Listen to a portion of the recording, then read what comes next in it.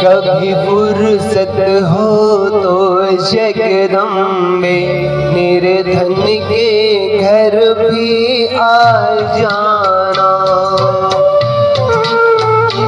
कभी फुर्सत हो तो जगदम्बे निर्धन के घर भी आ जाना।